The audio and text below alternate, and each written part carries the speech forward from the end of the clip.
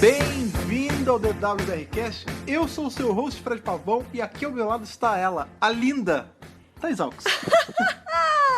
You stop. Ó, me deixando até sem graça aqui na abertura, não é verdade? Essa é a minha função e minha meta toda abertura de podcast. Você não notou isso? Sabe quando o Joey fala pra Phoebe, how you do? E ela fica toda... I'm pretty. I'm pretty. Sim. Exatamente mas isso. Você, olha, eu não sei se as pessoas que estão ouvindo a gente em casa notaram isso, mas a minha função primária quando eu abro esse podcast é deixar você, ó, minha esposa, sem graça. É verdade. Pra toda essa nossa audiência. Exatamente. Mas beleza, aproveita que você tá aí sem graça. Qual episódio que a gente veio revisar hoje em mais esse nosso WRcast? O famigerado... O incompreendido... O maravilhoso Love and Monsters. Love and Monsters, claro. Que aí é o 10º episódio dessa temporada. Já estamos no 10, tá acabando. Sim, estamos Socorro! Estamos rumando aí já pra mais um finale, né? Mais um finale. Estamos rumando pra aquele momento em que a Rose fica de um lado. É o dia que ela morre, né? Pois é, mas nesse episódio, cara, a gente tá um pouquinho longe disso ainda. Sim. E é bacana porque a gente tem aí a prova de que tudo que o doutor faz não passa livre pra todo mundo, né? Não fica incólume. O mundo, exatamente, era as palavras que eu tava buscando, eu não tava lembrando. Ahá.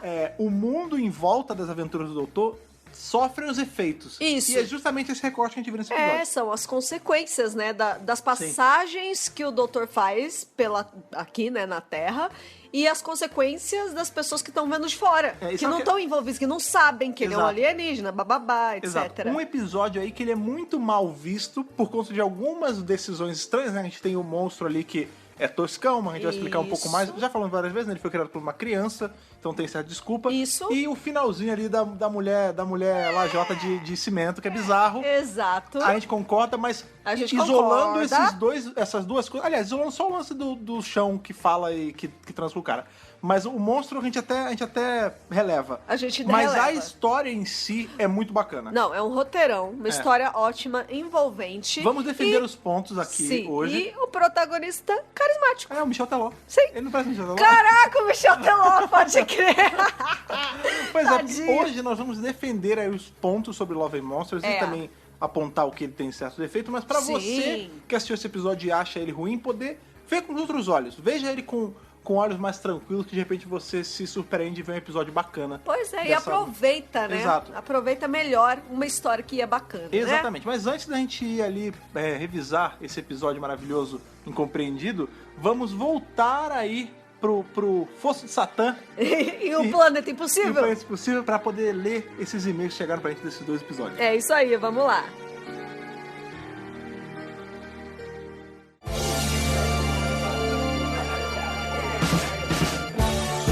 Mais uma sessão de e-mail, eu gosto muito desse momento, que é aquela que a gente... De novo, né? Eu sempre falo isso, a gente chega mais perto dos nossos ouvintes, a gente troca uma ideia. Canal de comunicação. Sim, exatamente. Mas aí, eu te pergunto, uma coisa que a gente acabou conversando aqui em off. É Poço de Satã ou Fosso de Satã? Eu Como já não você, sei. tradutora, traduziria? Ai, meu Deus, acho que Fosso. Fosso, né? Porque seria Poço né? é outra coisa, exatamente. Mas no fundo é na mesma, né? Porque no fundo, porque é um negócio fundo, literalmente, é um buracão que você vai ali, que chega perto das profundezas de onde? Do inferno. Exatamente, que quase foi o nome do planeta que tem esse episódio, né, cara? Isso, é verdade. Mas não é. Mas não foi, não chegou a ser. Pois bem, leia aí e puxa o nosso primeiro e-mail de hoje, nossa primeira cartinha. A nossa cartinha de hoje vem intitulada Presente de Aniversário. Olha aí, ok. Olha só, que bacana. Eu vou entender, vai lá. E é do Felipe Gustavo. Olá, legal. sou o Felipe e no dia do lançamento deste review estou fazendo 21 anos. Parabéns, jovem, Felipe! Parabéns atrasado. Parabéns atrasado, tem um tempinho que saiu. Foi no dia que a gente soltou o podcast. Lembrando aí que agora, só pra vocês entenderem, o que a gente tá fazendo aqui na ordem dos e-mails? A gente lê e-mails referentes aos episódios da série moderna nos reviews da série moderna. Isso! E da série clássica, E pra se tiver ficar de Torture, organizadinho, né? Porque o que tava acontecendo é que, às vezes, por exemplo, tem pessoas que não ligam tanto pros reviews de Torture porque não assistiram, ou porque estão assistindo pra depois ver, e aí acaba que o e-mail dessa pessoa foi lido num de Torture. E fica lá perdido, fica lá perdido. Pois é, então a gente tá tentando dar uma prioridade aqui. Isso. Então, e-mails referentes a episódios da Moderna são lidos em reviews da série moderna, da clássica, Torture, do universo expandido. Tá tudo conectado agora. Tá tudo alinhadinho. Tá tudo alinhadinho. Mas sim, siga aí com o e-mail do nosso amigo aniversariante. Pois é, o Felipe diz que tá fazendo 21 anos jovem. ó Deus, como eu esperei por neste review. The Impossible Planet e The Satan Pit foram meus 2 primeiros episódios de Doctor Who na vida. Que a gente tinha comentado, né? Que era Sim, pois é. E logo de cara já fui sugado por esse universo maravilhoso. Por volta dos meus 13, 14 anos, Doctor Who ainda era transmitido na TV em terras tupiniquins. Bons tempos da TV Cultura e da finada BBC HD no Brasil. Bons tempos éramos mesmo, né? felizes e não sabíamos. Nossa, a gente não sabia que era feliz. Saudades dos meus exes. Saudades. Foi pro idos de 2012, 2013. Eu confesso que eu sou meio ruim com data, não lembro direito, mas Mas foi por aí. Foi o ano que a gente começou a namorar. Como assim você não se lembra, Fred? Não, mas a gente começou a namorar no ano da TV Cultura. Então. Mas ele tá falando da BBC HD. Que veio um pouquinho depois. Foi mais ou menos mas nessa realmente, época. é próximo. Exatamente. Caraca, tem tempo isso. Vejam, a gente já tá casado. E ele tinha 13, 14 anos, ele tá com 21 já maior de idade. Eu tinha 21. Exatamente. E me lembro perfeitamente de lutar pelo controle da TV com a minha irmã, que queria ver algum programa infantil. Quem nunca? Quem não é filho único sabe como é isso. Eu sou filha única, eu nunca tive isso. Mas eu entendo sua dor, cara. Bom, como falado no review, os episódios conseguem mostrar bem como é Doctor Who. E apesar de também discordar disso, de por onde eu começo Doctor Who, pelo começo, horas. Muito bom, né? Obrigado, Felipe. Vamos bater novamente nesse martelo, né, cara? Por onde eu começo? Começa por Rose. Pelo episódio 1. Você não precisa voltar pra Unearthly Child. Também não é assim.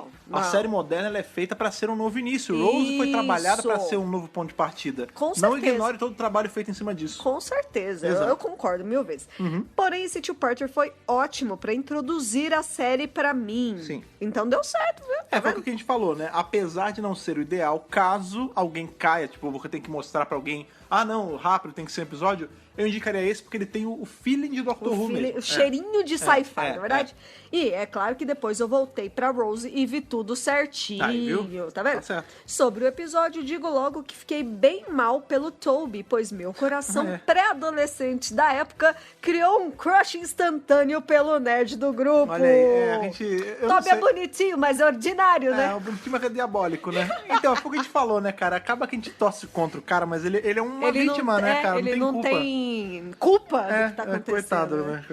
A lista de baixas me arrancou lágrimas assistindo o episódio e ouvindo o podcast. Oh, meu Deus. Pois é, uma cena simples, porém uma das mais sensíveis de toda a série. Uma nota 13 com tranquilidade. Olha aí, fala ele com deu tranquilidade. 13 Whittaker de Whittaker? Whittaker, Olha cara. bem, é porque fala muito com ele, né? Foi o primeiro episódio dele. Foi o primeiro episódio, então acho que marcou. Mas é justo, foi o que a gente falou, né, cara? A gente só não deu nota máxima porque a gente tá segurando. Exatamente. Eu tô tentando ser mais criterioso. Porque o Fred chega aqui, é o Whittaker. É que sabe o que? Eu me animo. É porque eu me animo, cara. Mas a gente fica empolgado.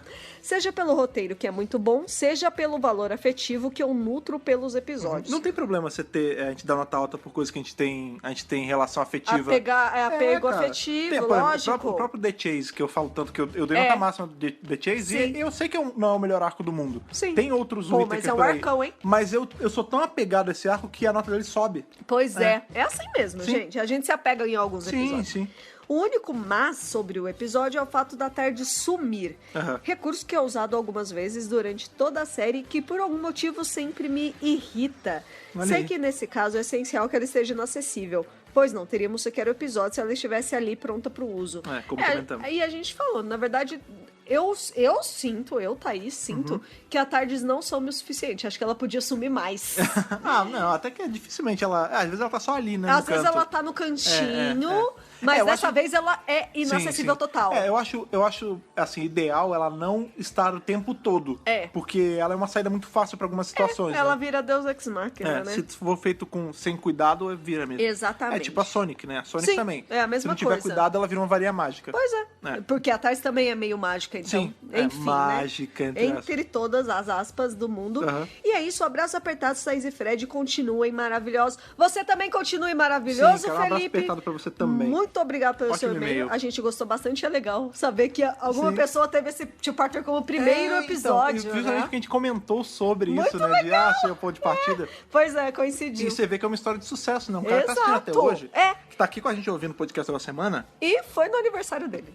Pois olha aí, ainda ganhou um Viu presente. como é mágico? Olha lá. Ainda ganhou um presente de ser lido aqui no BRCast, que beleza, cara? É mágico, menino. Tá parabéns, Felipe, pelos seus 21 anos. E muitas regenerações pra você. Sim, com certeza. E tudo o mais. Agora, o segundo e-mail, olha que coisa diferente. Eu vou ler o e-mail, coisa que nunca acontece, né? Porque não é bem um e-mail, Thaís. Olha o que aconteceu. Vamos lá. Estava eu lá no meu Instagram, aquela rede social, não do Dr. Brasil, a minha, @FredPavão, lá do Instagram, bonitinho. Direitinho. E me chegou uma mensagem direta do nosso querido ouvinte, Wilson Negreiros. Olha lá. O Wilson Negreiros, inclusive, também é ouvinte do Centro de Comando, que é o outro podcast que eu estou lá no Mega Power Brasil. Olha que bacana. Niki, ele falou assim pra mim, Fred, tô ouvindo, falando em mensagem direta, né? Fred, tô ouvindo o review de Satan Pit. Me lembrei de algo que pensei quando vi o episódio. A Tardes conseguiria traduzir um idioma inventado, tipo a língua do P ou o alfabeto do explorador da Disney, aquele mesmo que o alquimista do Acre usou? Olha lá. Então, vamos lá. Que interessante. Por que eu, enquanto tradutora, gostei muito dessa pergunta. Pois é, cara, pois é. Inclusive por isso que eu quis ler, porque aí eu falei com ele, pô, cara, manda por e-mail, tá não sei o quê, porque eu quero ler no podcast, acabou que... Aí ele falou, vou mandar, mas acabou não mandou. Mas aí a gente leu aqui do Instagram mesmo, mas é porque é um ponto muito maneiro, né, cara? É muito legal. Por que ele tá falando isso? Em dado ponto do episódio, né, a gente descobre que a Tardes não tá traduzindo o idioma lá do demônio. Porque é muito antigo. É muito antigo, não deveria ter nenhuma língua que a Tardes não traduz, não. E ele levantou uma coisa muito, muito inteligente. Será que a Tardes traduz idiomas inventados? Por exemplo, a gente sabe que a Tardes não traduz Esperanto. O doutor já falou isso. Se eu não me engano, foi o sétimo. Saber disso, que eu não sabia. O sétimo, em algum momento, não sei se é em livro, pode ser em algum áudio que eu li, que ele fala assim, a Tardes traduz universo tudo. Expandido, né? Também pode ser o doutor, eu acho que é o sétimo. Pode ser memória pegando peça, mas eu sei que o doutor já falou isso em algum momento. A Tardes traduz tudo. Ela só tem um problema com o Esperanto. Ela nunca pegou o Esperanto direito. Porque o Esperanto é uma língua inventada? Exatamente. Ela não é natural? Vamos lá, né? Se a gente for muito atrás, a gente pode até argumentar que toda língua é inventada, porque... não! Mas é uma coisa mais natural. Diferente. As línguas nascem de forma natural, né? Fluida. Elas nascem de forma, primeiro, oral, acima de tudo. Sim. E elas vão passando por transformações. E essas transformações, elas são de cunho social. Elas, sabe? O uso que as pessoas fazem disso. O Esperanto não teve esse processo, que é um processo orgânico. Natural. O Esperanto, ele foi uma língua que foi criada na esperança de fazer uma língua que unisse universal todo o mundo. Isso. Né? Tanto que a gente tem, óbvio, não de todas as línguas, mas o Esperanto ele é feito de algumas regras de várias línguas diferentes. É isso. Então, eu não sei falar Esperanto, tá? Mas eu cheguei a dar uma pesquisada eu já li sobre. Há muito tempo atrás. Olha que louco, eu tava na época da faculdade. Eu li o básico da gramática do Esperanto e ele baseia tanto no grego como no latim. Que são línguas base, né? Me corrija se eu tô errado, mas a conjugação de verbo no Esperanto não tem, né? Os verbos são todos iguais. Agora eu já não lembro. É tipo, eu faz, você faz, ele faz, nós faz, é tudo... Ou seja, né? Tipo inglês, né? Porque inglês tem isso mas também. Parece que é mais simplificada ainda. Eu sei que é uma língua simplificada e eu não sei tanto assim sobre Esperanto. Eu sei que eu já li sobre tudo mais. Fazendo Duolingo, Esperanto. Tem no Duolingo. Bom, o Duolingo tem até Klingon. As linguagens... Klingon e High Valyrian. Klingon e High Valyrian, que é de Star Trek e de Game of Thrones. Sim. Eu estou esperando o élfico até agora. Mas élfico tem. Élfico né? do Tolkien. Do Tolkien tem. Isso. Tem no Memrise. Mas não tem no Duolingo. Mas tem no Memrise, que tem no Memrise. Eu tô esperando o Galifreano. E é legal essa pergunta, porque essas línguas inventadas caberiam na mesma coisa. O Klingon caberia nessa pergunta e tudo mais. O que eu acho? O Klingon deve ler porque é língua alienígena, né? Deve ler, né? Não é possível. Não é possível, High Valyrian, talvez. Até porque já tivemos um crossover de Star Trek com o Dr. Ele tá naquela zona não canônica, mas... Tá ali. Sim. Tá mais ou menos ali. Eu não sei, porque, por exemplo, em tradução a gente tem softwares de tradução, né, que são as Cat Tools, que eles guardam... bancos de palavras, Bancos de palavras, dicionários, etc. O que eu imagino que a Tardes faça é que ela tem esses bancos a partir de todas as viagens que ela fez. Eu acho que é mais até, porque assim, como os Senhores do Tempo, eles têm acesso à história do universo, exato. Eles recolheram tudo. O que é muito louco, que não justifica o fato dela não ler Esperanto. E também de não ler a linguagem do demônio também.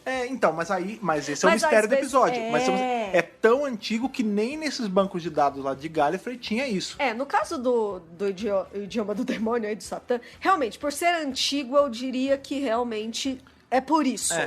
Bem, a gente tem também, ele fala uma coisa interessante. E a língua do P? né? Ou a língua do explorador da Disney que o menino do Acre usou. A língua do P é uma coisa inventada. Inventada, é. É uma brincadeira, né? Pois é. Eu não sei. Eu não sei se a Tardes traduziria. Eu acho que sim.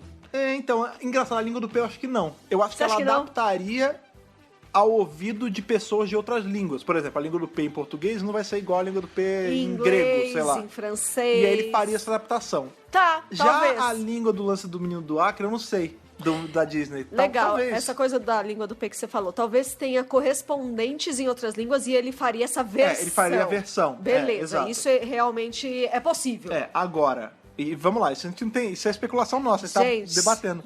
Super. Agora, o lance do menino do Acre eu acho complicado. É mais complicado. Eu acho meio louco, porque. É bem complicado. Bem, se bem que cai naquele lance de ela é que era inventada, esse é o problema. Que é a língua do manual ali do explorador, da Disney e tal, não sei o quê. Que também é inventada. Que também é inventado. Eu não sei, eu acho que essas línguas artificiais, vamos falar assim, elas caem na mesma saraiva do Esperanto. A Tardes não eu acho que se ela traduzisse, ela traduziria meio capenga. Ela porque pode traduzir artificial. com erros. Com erros, Mas eu também não acho impossível ela conseguir traduzir também. A Tardes não tem alguns episódios que a gente vê que ela não traduz bem xingamento, que os xingamentos ficam na língua original. Esquisito, mais de línguas alienígenas, principalmente. Ah, né? sim. Até porque eu acho que um xingamento... É que é complicado, cara, o Doutor da Terra. É uma muito questão difícil. muito louca. Eu me lembro muito do episódio do Cold War, que a Clara questiona, né? Peraí. Então quer dizer que eles estão me ouvindo? Porque a Tardes, ela não é só uma tradutora. Fires of Pompeii. Nesse episódio a gente vê que ela é mais a fundo até, né, cara? Além disso. Porque é o lance do Peixe Babel mesmo. Super, né, Peixe Babel. Porque assim, a dona já tá sendo traduzida pra língua do local. Aí ela fala, eu vou falar. Eu sei algumas coisas. E aí quando ela fala, como ela tá sendo traduzida, o cara lá de Pompeia fala, você tá falando a língua tal. Ele tá ouvindo uma outra coisa. Como se fosse um dialeto diferente, um sotaque diferente. Ele tá estudando uma língua de um outro lugar. É muito louco. E é muito louco parar pra pensar, porque, por exemplo, eu sempre me questionei isso. Que é o mesmo episódio lá que a Clara pergunta, mas nossa, eu tô falando russo, né? E tipo, é muito louco, porque a forma como a nossa boca se mexe é diferente. Pode crer. Que tem o lance da dublagem. Peraí. Claro que não é uma dublagem. Não é uma dublagem. Sim, mas pode ser o lance por causa do filtro de percepção. Às vezes a Tardes faz alguma coisa que faz a boca da pessoa se mover do jeito... Só pode ser, claro, né, gente? A gente sabe que isso é todas as explicações que a série dá pra facilitar o roteiro. Porque se você começar a pirar, é isso. Você vai começar a falar, caralho, mas eles nem sabem mexer a boca do jeito da outra língua. Ou por exemplo, línguas em que... Por exemplo, japonês, às vezes a gente fala uma frase gigante e é um negócio pequenininho.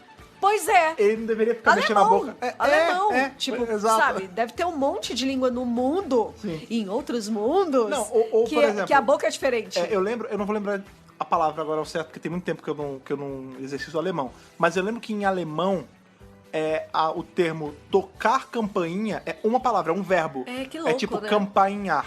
Só que é uma palavra gigante. Como é que ficaria tocar? Gente, é muito louco, um negócio maluco, né? Quando você para pra pensar. O Wilson ele mandou essa dúvida pra gente que gera uma discussão muito bacana, né, se cara? deixar, fica 3 horas aqui falando sobre isso. Então, assim, foi mal, cara. Talvez não tenhamos respondido sua pergunta, mas fica aí com a confabulamos de qualquer forma. Exato. Fiquei com a informação que a Tardes não traduz Esperanto e talvez não traduza direito essas línguas que você linguagens falou. Por serem artificiais. Exato. E muito obrigado aí pela sua mensagem. Lembrando que se você quiser mandar mensagem pra gente, você pode mandar pelo nosso e-mail, que é o podcast@drrubrasil.com.br. E já que a gente leu agora do Wilson, eu acho que vale também, se você quiser mandar, não quer mandar um e-mail, mas quer ser lido aqui uma coisa mais rápida, pode mandar pelo Twitter, lá em @drbrasil, ou até mesmo pelo Instagram, em @drbrasil. Claro, pode mandar por vários meios diferentes. Manda mais só aviso, lê no podcast, manda um salve, você fala alguma coisa. Aí a gente sabe que é pra ler, onde tem que ler. Isso, exatamente. Beleza? Então, acho que já confabulamos bastante fora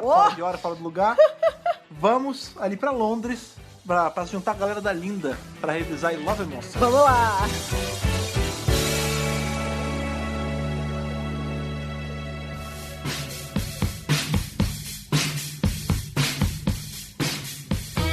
Aí pra Londres mais uma vez, na verdade, né? Mais episódio do Dr. Who na Terra, mas não é por isso que deixa de ser um episódio muito bom. Sim, cara. Esse episódio é maneiro, porque ele começa não com o Doutor. Pois é. Ele começa com esse personagem do Elton, né, aparecendo. Isso. Ele indo ver Uma Aventura do Doutor.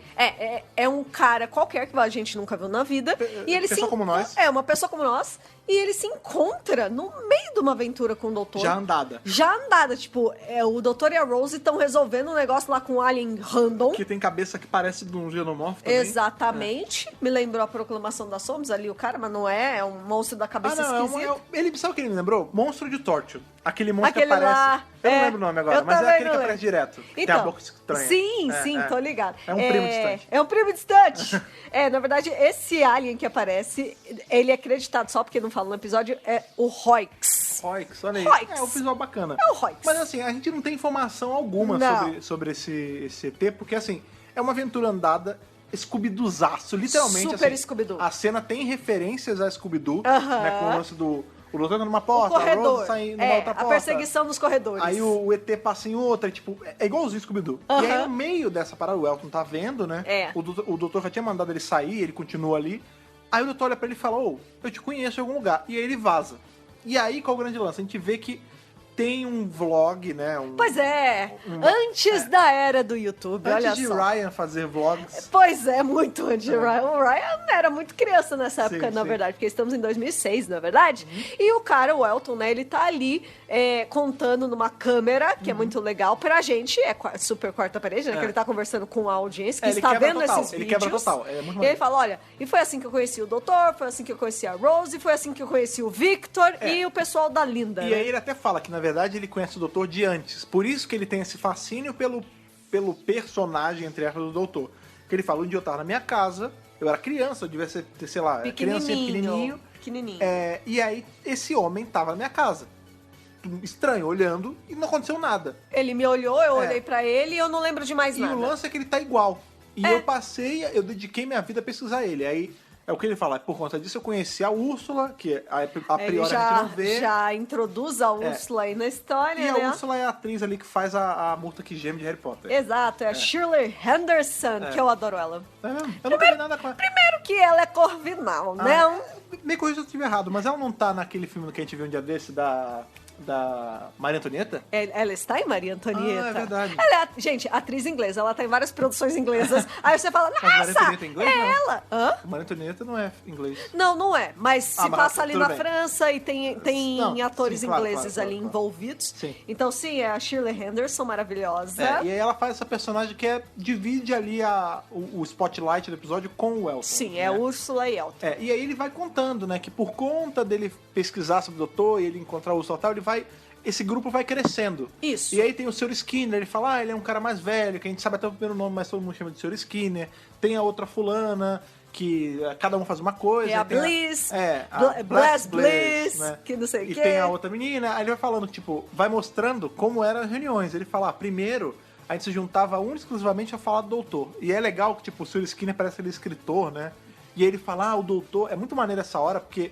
De novo, esse episódio ele quebra demais a quarta parede. Não só em relação ao Elton conversar com a gente, mas em relação a, tipo, os personagens falarem coisas que os fãs falam, que estudos falam. Por exemplo, Exato. O Sr. Skinner fala assim, o doutor, ele não é um homem só. Ele é um arquétipo de um herói. Olha que interessante, E gente. claro, né, a gente sabe que é o mesmo homem, ele vai mudando, então não sei o quê, mas ele é um arquétipo. Até a outra mulher fala assim, ele tem vários rostos, ele é vários homens diferentes. Exato. Que a gente até ficou esperando aparecer alguma foto do doutor eu antigo. achei que ia aparecer. Ia ser bem legal. Mas é bacana essa cena que ela fala isso, que ela fala assim, e ele tá presente em vários pontos da história, a única coisa fixa, ele muda sempre o rosto, mas...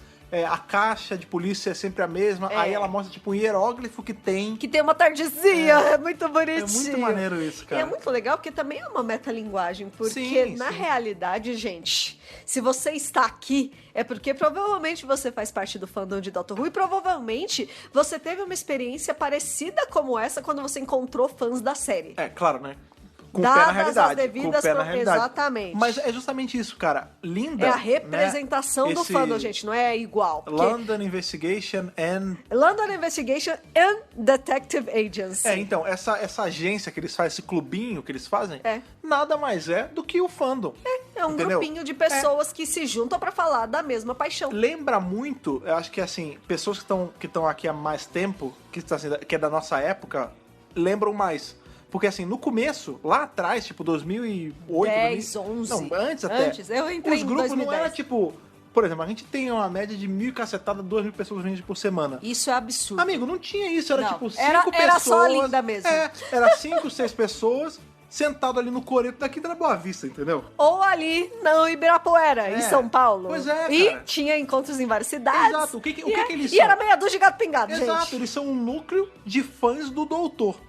Que legal. Enquanto o Doutor sendo essa pessoa que existe na realidade deles. Dentro deste universo. O que somos nós, senão pessoas que se unem porque pra são falar fãs do Doutor personagem. Exato. É Entendeu? a mesma coisa. Na verdade, o roteiro é do Russell T. Davies e ele fez com esse propósito porque provavelmente... É porque o Russell é fã. O Davis também fez parte de um grupinho Sim, não. desses, Isso gente. provavelmente não, com certeza. Com toda certeza. Ele, o Capaldi, o Tennant.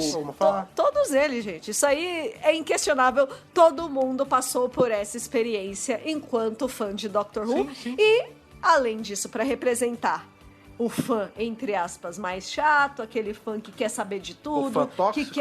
O fã tóxico, que ele traz a figura aí do Victor. O que é o Absorbaloff, né? Porque pra ele... Eu nunca tinha feito essa leitura, mas faz sentido. Mas faz isso sentido. mesmo, O Victor, ele representa um fã que ele chega e ele fala, agora e ele eu sou absorve tudo, isso. Né? Ele centraliza nele. Agora eu que sou o dono. Tipo, oi, você chegou depois, a gente já tinha um grupo aqui, e ele vai lá e não tá nem aí. Você tem razão. Eu nunca tinha feito essa leitura, olha que bacana. Ele representa o fantasma. Realmente, porque que acontece? E que quer saber mais que todo mundo, bababá. O que acontece? A gente vai vendo, né, o Elton conta que eles começaram com esses intuitos de só falar do doutor, mas essa amizade foi crescendo e eles começaram a descobrir coisas em comum. Então, por exemplo, a música unia eles. Aí eles descobriram que uma das meninas tocava piano. Aí o outro tocava bateria, o Sr. Skinner. E todos eles gostavam de Electric Light Orchestra. Que é maravilhoso! Sim. E aí qual é o lance? Eles começam a fazer esses encontros ali que eles nem estavam falando mais do doutor, eles estavam só se encontrando pra cantar. E isso é uma representação do fandom. Acontece. Quantas pessoas, você que tá ouvindo a gente, que é um fã mais dedicado, que tá de cabeça nisso, quantas amizades hoje... Pega e pensa agora, não precisa contar, anotar. Quantos amigos você fez por conta de Doctor Who, que são seus amigos até hoje, que tá com você pro que daí vier? E não só isso. E que não estão juntos só por causa de Doctor Who. E não só isso. O Doctor Who uniu vocês, mas vocês conversam de outras coisas hoje. Sim. Tipo, qualquer outra coisa. Seja fatos da vida, seja outras nerdices. E é isso, cara. A gente tem aí, por exemplo, o nosso grupo lá do Telegram, né, do Dr. Brasil. Eles vivem falando sobre coisas que cara, não... o que é menos falado, claro, tem momentos que é só Dr. Who. Mas tem horas, por exemplo, ontem, a gente tá gravando um dia depois da estreia da oitava temporada do Game of Thrones. Na hora que começou a rolar o episódio, o pessoal começou a conversar lá. Lá dentro. E nem é um grupo de Game of Thrones. Exato, entendeu? Ou quando tem One Day at a Time, ou quando tem Star Wars. Gente... Sim. Tudo vale. E as pessoas falam até sobre relacionamentos. É só a ponta do iceberg da coisa toda. Exato. E é isso que acontece ali com o grupo do Linda e com o Elton e com a galera toda, né? Eles acabam fazendo uma amizade que sobrepassa os limites de vamos descobrir que é o doutor. Tanto que isso morre. Isso morre. Essa coisa deles descobrirem o mistério e quererem procurar e compartilharem experiências sobre o doutor, uma hora eles acabam nem se encontrando mais pra falar muito disso. Não, eles... acredito que eles até falavam coisa ou outra, mas tipo... Mas eles faziam os sainhos da banda. Então. E aí quando chega... É Victor, né? O Absorbaloff. Victor Kennedy. Que ele chega... Ele encontra o Linda, ele fala... ele já conhecia o Linda, ele fala... Eu sei que vocês estão investigando o doutor, eu quero ajudar. Ele se bota como eu quero entrar no grupo, só que o que você falou, essa leitura que eu não tinha feito. Ele monopoliza o grupo e faz o grupo ter o Elton fala assim... E quando a gente menos deu por conta, a gente tava trabalhando pro Victor. Isso. E aí ele começa a dar tarefas pras pessoas. Não, e ele fala assim, você vê que até o ambiente, que era só um galpão com cadeirinha ali sentado batendo papo, vira um escritório. Muda, né? Muda de um lugar gostoso, em um lugar de lazer e de relaxamento e divertimento, pra um negócio que vira mecânico, automático. Tipo, agora você vai fazer isso. Eu dei tarefas pra cada um vai fazer um negócio. E tipo, tem uma hora que eles estão realmente sentados, tipo, como se fossem carteiras, né? Ou mesas de trabalho. Parece um escritório. E lendo papelada, uma repartição. Que merda, sabe? Tipo, você matou toda a graça do negócio, né? Mecanizou. Exatamente. E aí o grande lance é que, assim, esse cara, né, o Victor Kennedy, ele é bizarro, porque, assim, na hora que ele chega, ele já os caras vão encostar nele e falam, não encosta em mim que eu tenho um negócio, eczema, sei lá. Ele fala, eczema. Aí o cara falou... Eczema? Você quer dizer eczema? Tipo, ele fala errado a palavra. Aí não, entendeu? É muito pior. Se encostar, a pele inflama, não sei o quê. Então, assim, ninguém pode encostar nele. Só que ao longo... Já, red flag levantada, né? Ao longo, a gente vê que, assim, vez ou outra ele fala, fulana, fica aí, depois eu quero conversar uma parada com você. Aí a pessoa fica e misteriosamente ela some. Primeiro é a Bliss. Aí ela some, cadê a Bliss? Ele fala, casou, foi embora, não sei o quê. Depois é a moça. Ele conseguiu dar uma desculpinha pra dar uma disfarçada. Aí ele espera baixar a poeira, espera o pessoal esquecer. Porque não é no dia seguinte. Não. Aí, ele é esperto. Exato. Aí vem ele abduz ali a outra moça que já tava namorandinho com o Sr. Skinner. Já tá formando casal, que é inevitável em todo fandom, em todo o grupo. Exato, cara. Exato. E aí, beleza. Ele até fala, nossa, o Sr. Skinner, você tá de paquera com ela, não sei o que. Ele fala, não sei, vai rolar. Foi um beijinho que ela te deu. Vai rolar. Ele fala, eu espero que sim, então não sei o que. E ela some também, porque o bicho absorve ela, a gente vai descobrir mais pra frente. A gente não sabe ainda disso, pois né? E esse é o lance, ele tá literalmente vampirizando todos eles, né? Sim. Porque ele absorve a pessoa. E você vê que a motivação do Victor é o seguinte, tem uma hora que ele fala assim, nem que eu tenha que absorver a Jack, porque a Jack vai entrar nessa história também, nem que eu tenha que absorver ela, eu vou chegar no doutor. Então, isso. E, cara, é muito legal, porque eu realmente não tinha feito essa leitura e eu tô agora minha cabeça trabalhando. Abriu, né? Abriu um mundo de possibilidades. Só ele quer conhecer as coisas sobre o doutor. Isso. Só ele quer alcançar o doutor.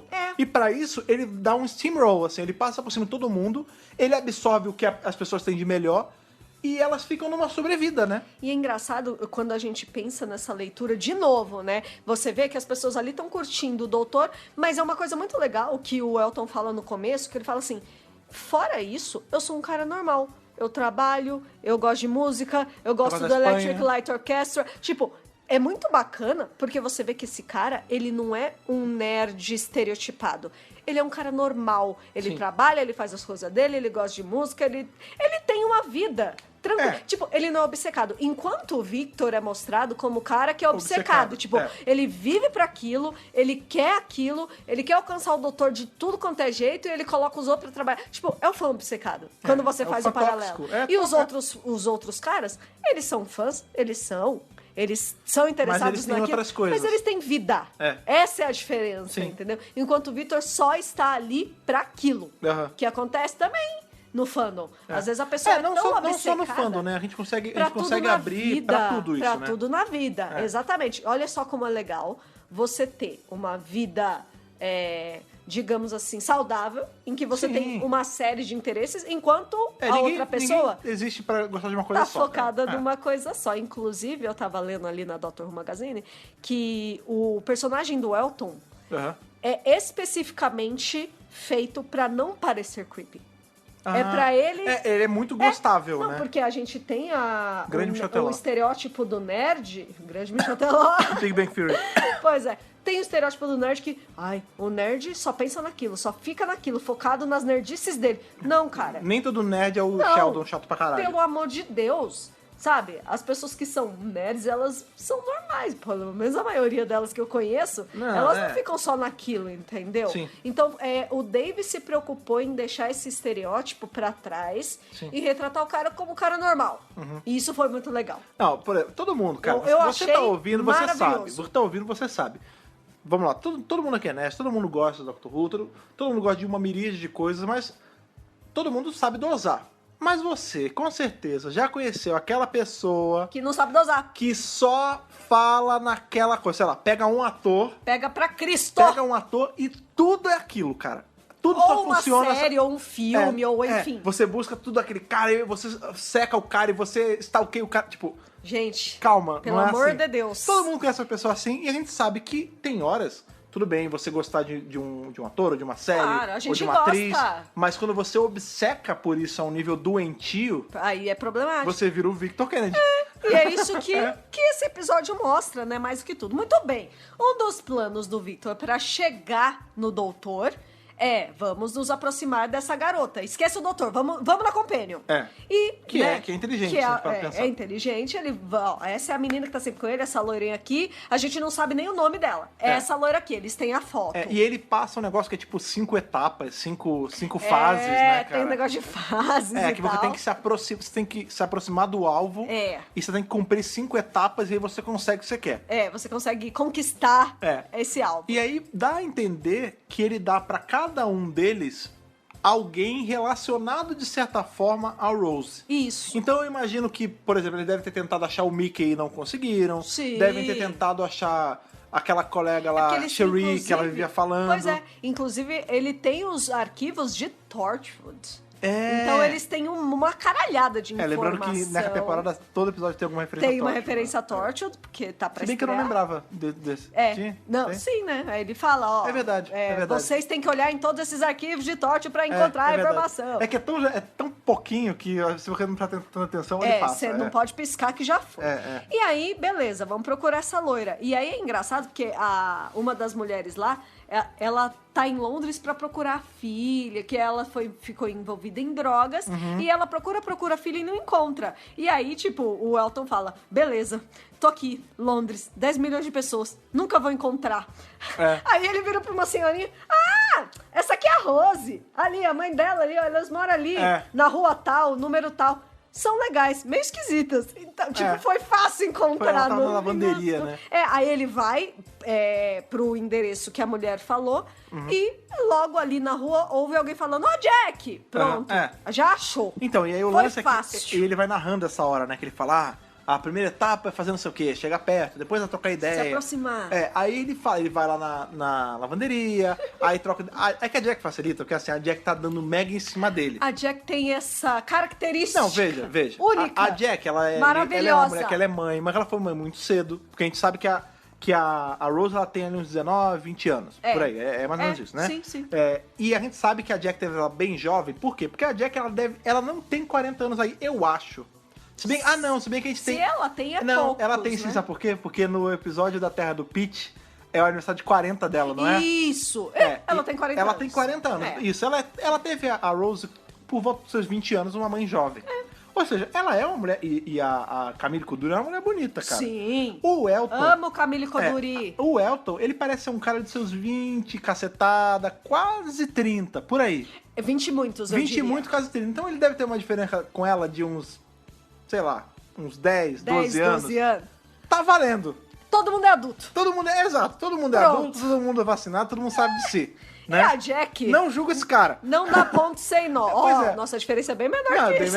Bem menor, mas... Mas é que a Jack não dá ponto sem nó. A Jack, ela é uma pessoa sozinha, porque ela é viúva. Não, cara, e assim... A filha dela viaja. Cara, é assim... Todo mundo é adulto, ela quer, por que não ela tomar a iniciativa, né? Deixa ela querer. E é isso aí mesmo, empodera as mulheres. Empodera as mulheres, caralho. E aí ela começa a jogar ideia pro cara, tipo, olha Joga só. charminho. Cara, mas é que o lance é que assim, eu amo a Jack. A Jack, ela não tem aquele... Não é filtro, ela não tem talvez seja um filtro, que ela fala assim, olha só que estranho, Elton. Eu conheci muitos Elton bonito, não sei o quê.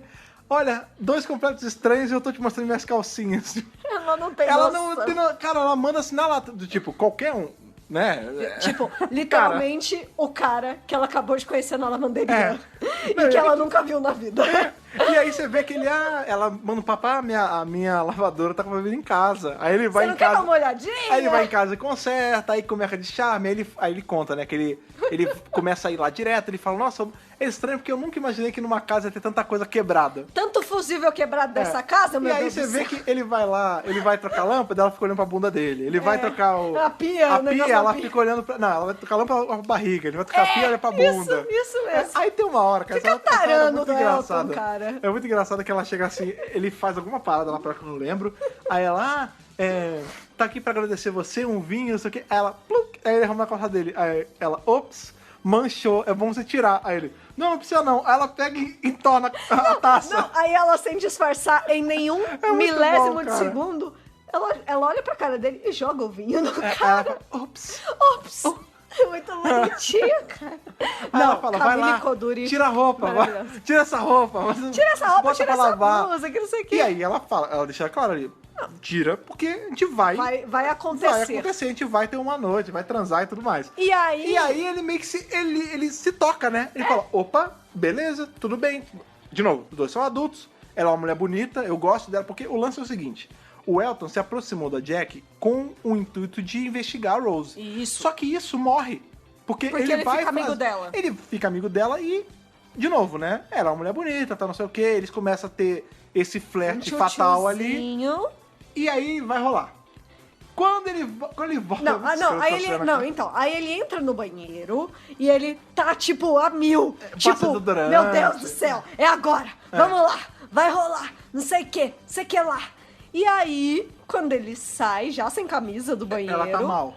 Ela tá falando no telefone, ela desliga e ela tá, assim, arrasada. E aí, tipo... mata o clima, Quebra o clima, total. Ela até fala, desculpa, olha como você tá, bota uma camisa, não vai rolar nada. Ela fala isso, né? E aí ele fala, não, quer saber? Bacana. Eu e você, amigos, vou pegar uma pizza pra gente comer. Isso é uma hora que você falou agora que o Elton ele foi criado enquanto personagem pra não ser creepy. Você vê que assim... Olha que legal. E ele mostra também como ele é um cara, ele é um homem. Bonzinho. E ele não é um homem escroto, porque assim... Não. Se dependendo de como ele é escrito, eu tô aqui, já agora você vai ter que fazer. Agora vai ter que fazer. Aí ele fala, não, tudo bem. Não vai rolar, não tem problema, você tá mal. Não precisa ficar mal. A gente é amigo, não é amigo? Fala aí que a gente é amigo. Ela fala. Aí ele, beleza, eu vou lá, vou comprar uma pizza, a gente vai comer e vai assistir TV alto e tá você pra desanuviar. Beleza? Beleza. E aí ele sai, e nessa hora que ele sai é maneiro, porque você viu pro estalo pra ele também. Que ele fala assim. Que ele lembra da Úrsula. Ele fala assim, eu entrei. Tem um sério problema quando você entra de cabeça em alguma coisa. Olha lá. Você esquece de ver o mundo à sua volta, você esquece de viver. Olha aí. Aí ele As fala, referências não acabam. Eu tava tão imerso no lance de investigar o doutor e de me aproximar da Jack que eu não vi a amizade que tava fazendo com a Jack e o fato de eu estar gostando de uma outra pessoa. Que ele já estava envolvido com a Úrsula. Você vê que tem uns momentos antes até que a Úrsula, que ele vai... Ele fala alguma coisa pro Victor que ele não gosta, que o Victor não gosta porque ele não investigou direito uma parada. E aí o Victor vai bater nele e a Úrsula, tipo, take a stand. Já existe ali entre ele e a Úrsula uma troca de olhares, uma aproximação maior, ela foi a primeira que conheceu ele. Ela foi que introduziu ele no grupo. E eles foram o início do grupo. E no começo tem uma gravação que ela tá fazendo na casa dele quando ele era pequeno. Casa antiga. E é só ela. Então os dois são muito próximos. Eles são o início. Então, assim, existe já essa paixonite entre os dois. E tá na cara que, assim, eles estão se apaixonando pelo outro e tal. Então, quando isso acontece com a Jack, que aí ele para pra pensar, ele fala, não, realmente, só amigos mesmo e tá tudo bem. Não, e outra, ali ele também ele pensa, né, dá a entender pela fala dele, que ele nem vai mais usar ela pra investigar. Não. É o que ele fala, tipo, eu tô tão imerso nisso que eu tá fazendo uma coisa errada, né? Tipo, a partir de agora não, ela é só minha amiga e eu vou ajudar ela no que der porque ela tá mal, não sei o quê. Quando ele tá subindo com a pizza, isso é a história que é foda. Que ela falou, pela primeira vez na minha vida, eu pensei, ele é um cara tão legal, ele me respeitou tanto, eu vou pagar essa pizza. E na hora que eu fui botar um dinheiro na sua jaqueta, eu achei a foto da minha filha, com a Tati no fundo. Aí Sim. Ela fala assim, você só tá se aproximando de mim pra investigar a minha filha porque ela tá envolvida nesses casos bizarros. E aí ela se sente usada, né? Ela se sente usada. Tipo, eu não acredito. Eu sabia que não era por causa disso. Eu sabia que não era só eu. Eu sabia que tinha algum outro motivo. E aí você ela pensa... se sente muito mal. Pois ele pede 1000 desculpas. Ele ele fala, tenta e não não consegue, que né, começou assim, mas eu comecei a gostar de você como amiga e eu acho você uma pessoa legal, não sei o quê. E ela tá arrasada. Tipo, não, cara... Foi mal, você fique longe de mim e você fique longe da minha filha e do doutor, porque eu vou proteger eles dois. Isso é maneiro. Que isso é foda. É legal porque a gente vê que a Jack ela é uma personagem que cresceu muito, né, com a série. Porque no começo, ela não gostava do doutor. Não. E aí o doutor meio que ganha ela.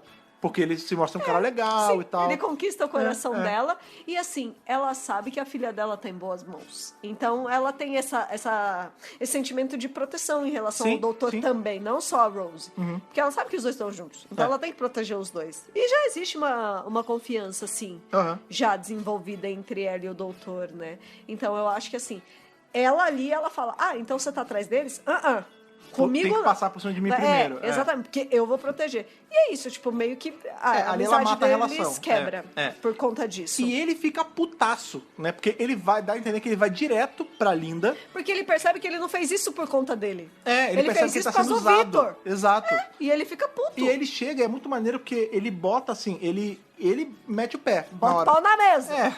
Ele chega pro Vitor e fala, seguinte, o que você tá fazendo não é legal. Cansei dessa merda. O nosso grupo era mó divertido, a gente reunia com um amigo aqui, você chegou, você vampirizou a porra do grupo, você tá fazendo a gente fazer coisas erradas. Que a gente não quer fazer. Você tá fazendo a gente usar pessoas, passar por cima de pessoas pra chegar num bem comum, que você cismou que queria fazer. Pois é. E aí a ideia a original aqui do Linda morreu no momento que você chegou. Pra mim deu. Se você quiser continuar fazendo aí, você que faça. Eu tô indo embora. Faz sozinho. Úrsula, você vai comigo que a gente vai comer no restaurante chinês. Ah, como assim? É o nosso encontro. Sr. Skinner, você vai com a gente também? Não pro restaurante, não é mal, mas vamos embora, porque esse cara é um filho da puta. Aí o cara falou, não, você não pode ir embora. Ele falou, não, a gente tá indo embora. Tchau, não quero saber. E, Nikki, eles estão saindo? O Vitor vira e fala, ô, Sr. Skinner, será que você pode ficar um pouquinho aqui? Quero falar com você aqui rapidão. E aí você fala também, que ele fala, não, eu tô indo embora. Aí ele fala, não, é que eu tô com o telefone da fulana, da menina que ele tava de namorico. E aí ele acaba sendo aí ele fala, fisgado gente, aí então, pelo Vitor. Tudo bem, eu fico aqui que eu vou pegar e depois eu vou embora. Isso. Até aí, se eles tivessem ido embora aí... E tchau, acabou. Tudo bem. Só que, Nick, eles estão andando lá pra fora, mostra, né, a parte de fora ali do galpão. É um galpão, né? A Murta que geme bota assim a mão. A Úrsula que geme bota a mão no bolso e fala, ih, esqueci o celular. Olha que bobeira. Tá vendo o que acontece quando você vai pegar o celular, ó? É isso que acontece. Tem que ficar com o celular no bolso. Tem que ficar com o celular no bolso. Bota um fone pra se cair nesse sentido. Exatamente. E ela fala, vamos voltar pra pegar. E que eles voltam, eles descem ali pelo elevadorzinho, não sei o quê. Né? É subindo. Ou é descendo? Parece que é descendo. Nossa, pensei que era subindo. Não sei. Eles pegam o elevador. E que eles chegam lá, cadê o doutor lá? O senhor Skinner. Não, e aí ele fala, ué, como assim? A gente acabou de... Como assim? Não entendi. Que ele fala assim, mas a gente acabou de chegar aqui, a gente não cruzou com ele. Aí ele falou, ele foi no banheiro. Aí o lance é o seguinte, o tal do Vitor está lendo um jornal... Com a pata de monstro já. E aí aparecem as duas patinhas dele assim as mãozinhas de monstro. E tipo, não são mãos humanas, são mãos de clonianos. Aí você fala, então, né, tem alguma merda acontecendo. Não, mas eles não notam. Eles não percebem. O Otto fala assim, cadê o seu Skinner? Aí foi no banheiro. Ele, peraí. Mas nem tem banheiro aqui? Tem banheiro aqui, caralho, a gente tinha que ir no pub. Aí ele, foi pra lá que ele foi. Mas ele não cruzou com a gente. Aí a Úrsula, peraí, olha a mão dele. Aí a mão de monstro Power Ranger. Mão de monstro, aí ele fala assim, olha, não são só minhas mãos, é a minha verdadeira forma. Jabba the Hutt lá, não sei o quê. Então, esse é o momento problemático vamos do lá. episódio. Até então, no episódio, o episódio tá lisinho, delicioso de assistir. Você vê que a narrativa é bacana, ela te envolve, ela levanta, né, questões bacanas, tipo esse lance... É uma alegoria pra grupos de fãs, pra grupos de amigos. E quando chega uma pessoa tóxica, você caga o rolê. E fora que, assim, é genial contar uma história que não tem o doutor e que seja de um outro protagonista. Não, e sabe o que é maneiro?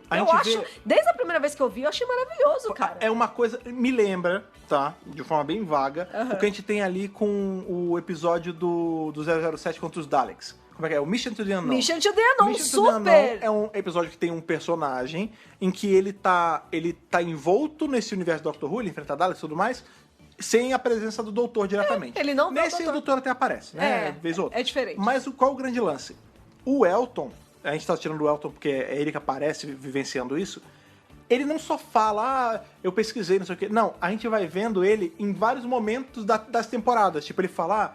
eu achava que era só uma coincidência. Por exemplo, teve um dia que eu tava andando em Londres e teve um ataque de manequim. E aí aparece, tipo, os Altons. Que é o episódio Rose. Aí ele fala, um dia eu tava de boa, tava andando, que eu fui comprar um terno novo, uma roupa nova, e eu vi uma nave indo de encontro ao Big Bang, que é justamente ali o World War III, o episódio dos Aliens of London, dos Slitheen, exatamente. Aí ele fala, teve uma outra vez, noite de Natal, na manhã de Natal, eu tava dormindo, minha janela explodiu quando eu vi uma nave alienígena em cima de mim. Que é Christmas Invasion. Então, assim, isso é bacana pra gente ver, porque acaba que a gente, sem querer, a gente pensa, a gente esquece às vezes que o mundo tá passando por isso. Tem gente ali envolvida, pô. A gente tem uma... Gente, uma invasão em Londres, né? Pois é, eu sempre gosto de lembrar disso, a gente tem ali uma a equipe do Countermeasures, né, que são a equipe de contramedidas. Sim. Né, que foi apresentada pra gente lá em Remembrance of the Daleks, lá atrás do Sétimo Doutor. Sim. Que é essa equipe que ela limpa a bagunça depois que os ETs chegam na Terra, ou que o Doutor chega na Terra e tudo mais. E esse pessoal ganhou uma série própria da Big Finish, em que não tem o Doutor. Não tem o Doutor. É assim, a história é... É só a merda que o Doutor deixou pra trás. São eles limpando as bagunças de Alien. A gente vê isso em Torchwood também, a gente vê isso em Sarah Jane também, mas é bacana você ver que as pessoas, elas estão no mundo enquanto as coisas estão acontecendo. Quantas pessoas vocês acham... por esses eventos, né? Quantas pessoas vocês acham que não desenvolveram traumas bizarros por verem pessoas morrer pra manequins vivos? É lógico, gente. Entendeu? É lógico, pega assim... As pessoas não estão alheias a isso. Pega eventos de grande catástrofe mundial. Por exemplo, o 11 de setembro. Pra quem é mais velho, né? Porque tem gente que nasceu depois disso, né? Que foi no ano de 2001. E aí, tipo... Eu lembro que eu tava fazendo no 11 de setembro. Eu lembro o momento também. Então, assim, essas pessoas lembram... O que elas estavam fazendo no dia que os manequins começaram a atacar Londres. Ou, por exemplo, a invasão dos Daleks na Terra. Lá que a gente tem Dalek Invasion of Earth. Gente, isso é óbvio que vai deixar uma marca. Todos os jornais noticiando, claro, dentro do mundo ficcional. As pessoas vão lembrar. Sim. E o que acontece é que essas pessoas do Linda, elas estão ainda mais perto. Envoltas, porque elas viram o Doutor. Em alguma aventura onde o Doutor passou. Não fica claro se todos viram, mas pelo menos todos investigaram sobre. O Elton viu. E uma das coisas mais mágicas ele não envelheceu. Então a gente assume que é só o 10º que eles viram. Então, não dá pra saber. A gente sabe que o Elton, sim, ele só viu o 10º, apesar dele ter visto os eventos de Rose, que era o 9º, ele parece não ter visto, ele não viu o Doutor ali. Ele teve eventos do 9º, é verdade. Ele não viu o Doutor, ele viu só os Alton. Nessas aventuras, ele não viu o Doutor, ele só viu o Doutor na casa dele quando ele era criança, e aí essa outra vez lá, fugindo do bicho do Scooby-Doo. Isso. Os outros... Que já foi, quando ele já tava envolvido no Linda. As outras pessoas, todas tiveram encontros com o Doutor, mas nada garante que foi o 10º. Não. Pode ter sido qualquer outro doutor. Pode ter sido qualquer outro doutor. Pode ter sido a doutora. Entendeu? Tudo é possível. Viagem no tempo, gente, pelo amor de Deus. Então, é isso, cara. Bom, voltando aí pro plot do episódio, mas isso tá dentro. Tá dentro. É importante a gente lembrar disso. Gente. Porque isso, de novo, a gente tava falando como o episódio é bem escrito. Apesar do monstro zoado, que a gente vai comentar o porquê. E do final bizarro do chão que tem rosto. Pois é, porque a coisa começa a degringolar aí mais ou menos daí, porque, de novo, o monstro é um monstro zoado. De novo, esse monstro foi criado por um menino de 9 anos de idade numa competição do Blue Peter. Sim. Que é um programa infantil da BBC. Então também não dá pra esperar muito mais. E vamos falar a verdade, vocês não viram série clássica, não? Tem uns monstros bem zoados da série clássica, tá, gente? Não viram Power Ranger, não? Olha, Power Ranger, gente. Não, peraí, ó. Vamos só lembrar, só fazer uma conexão aqui. Blue Peter é aquele programa que pegou um dos episódios do Dalek Master Plan e perdeu. E nunca mais devolveu. Pois é, perdeu por causa dele. Só pra dizer que a gente não falou do Dalek Master Plan. Exatamente. E aí o lance é o seguinte, gente. Não dá pra esperar muito de um monstro criado por uma criança. E eu entendo que ele tem problemas. Eu, Thaís, pessoalmente, eu acho estranho. Eu não gosto do cara ficar fazendo a linguinha. A linguinha. Aí, por exemplo... Eu me lavo com um trapo molhado nesse pau, né? Aí, por exemplo, uma coisa que é super de mau gosto. A menina Bliss... Tá na bunda. Tá na bunda do cara, gente. E ele peida. Tem coisas que são desnecessárias. Os Lithin também peidavam e a gente gosta deles. Não, mas nenhum Lithin tem a cara de uma pessoa na bunda, né? Exato. Então, a coisa começa a ficar um pouquinho de mau gosto. E eu concordo mas vamos com lá. as críticas das pessoas. Então, só que aí eu boto o pé. Se fosse um adulto, vamos supor, o Russell criou esse monstro. Não. Russell, vai tomar no cu, o que você fez? Pelo amor de Deus. Não foi, cara, é uma criança. Eu vou voltar um pouquinho, vou rebobinar a fita aqui pros anos 90. Você lembra mesmo? Você estava lá? Eu estava lá. Claro. Você lembra da Gangue do Lixo? Claro! Esse bicho é Gangue do Lixo. Bem Gangue do Lixo. Vamos botar aqui em retrospecto, porque nem todo mundo vai lembrar. Gangue do Lixo, vamos lá. Vocês lembram da Moranguinho? Lembra do... Não era nem Moranguinho, era Cabbage Patch Kids, né? Que era aqueles... As meninas florzinhas. Que eram bebezinhos que saíam do repolho, da flor, essa é uma parada assim. Na época, os anos 90... Os anos 90, ele tinha muito essa cultura do escatológico. Então a gente tinha... Pra caralho. A gente tinha aquele negócio que tinha cheiro de peido. Sim. A gente tinha a Gangue do Lixo. Brincadeira de criança, isso. A gente tinha a Troma fazendo Toxic Avenger, que era um monstro que era todo deformado, zoado, fedorento. Sim. Então, assim, foi mal. Era a cultura da época curtir essas escatologias, né? Tudo bem, esse menino... Essas coisinhas nojentinhas. Esse menino, ele tinha 9 anos ali em 2000 e pouco. 2006? Ele nasceu em 97. Ele não pegou o Gangue do Lixo. Ele não pegou o Gangue do Lixo. Porém, a gente entende que assim... E vamos lá, a gente tem audiência que tem filho, a gente tem sobrinha. É criança, gente. Criança gosta de nojeira. Criança gosta de piada com pum. Criança gosta de piada com meleca. É coisa de criança. É coisa entendeu? de criança. Ele fazer um monstro, vamos lá, e a gente pensa que é um bicho que assusta uma criança. Claro. Ele é um bichão nojento, cheio de rosto, não enorme, sei o quê. né? Agora, vamos tirar um pouco essa ideia de ele é só um monstro zoado. Vamos voltar também um pouquinho pra The Thing, ali do John Carpenter, né? O Enigma de Outro Mundo. Sim. Quem viu o Enigma de Outro Mundo Eu sabe. Não assisti. Tudo bem. O monstro, qual é o grande lance? O monstro ele não tem forma exata, ele vira várias coisas, né? Ele vira várias pessoas, vira um bicho. Shapeshifter. Exato. No final, o que é a forma que a gente vê da coisa, né? Do The Thing? É esse bicho com vários rostos. Rosto do cachorro, rosto das pessoas que ele matou. Olha aí. Entendeu? E aí, claro, a gente tem ali o nosso querido amigo Kurt Russell, né, lutando contra o bicho. Aqui é a mesma coisa. O que é esse bicho, se não um bicho com o rosto das pessoas que ele matou? Quando a gente tira o fator zoado porque foi criado por uma criança, a gente vê que ele teria um potencial pra ser um monstro até aterrorizante. Sim, com certeza. Bota ele numa roupagem de terror. Pô? Tira um pouco a cara zoada, a linguinha, entendeu? A desculpa que ele tem pra ser assim... Porque o Dr. Who é uma coisa mais de comédia, pra ser mais pra criança mesmo, não é pra ser o terror. Exato, mas assim, de novo... É pra ser nojentão mesmo. Você tá defendendo o personagem é maravilhoso, é bem feito. Não é. Ele é mal feito, ele é zoado. Mas a desculpa dele ele é feito por uma criança. Foi um concurso que a criança venceu.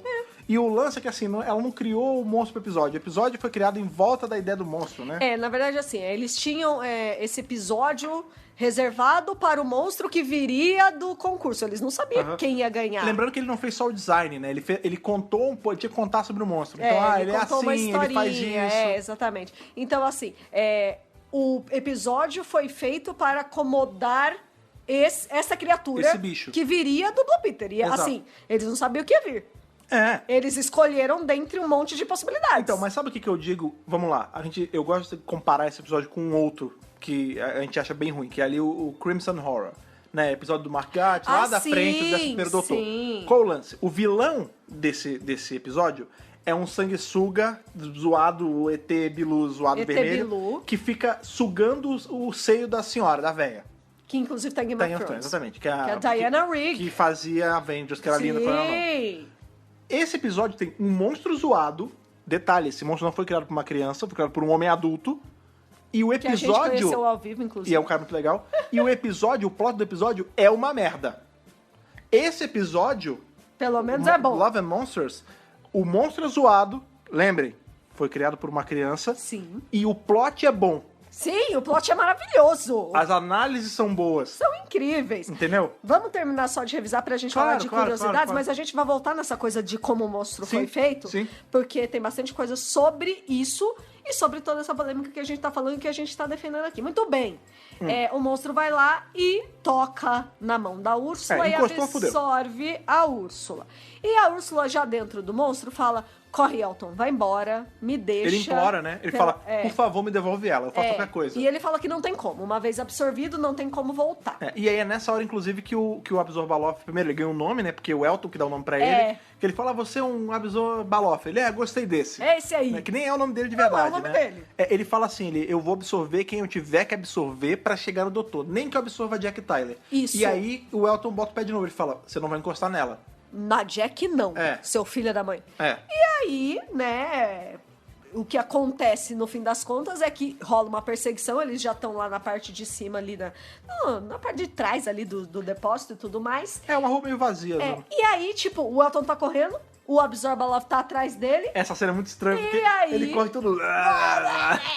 E aí, claro, que quem chega no final é o doutor e Mas a aí eu te pergunto, o doutor foi ali pra salvar ele do Absorr-Baloth? De forma nenhuma.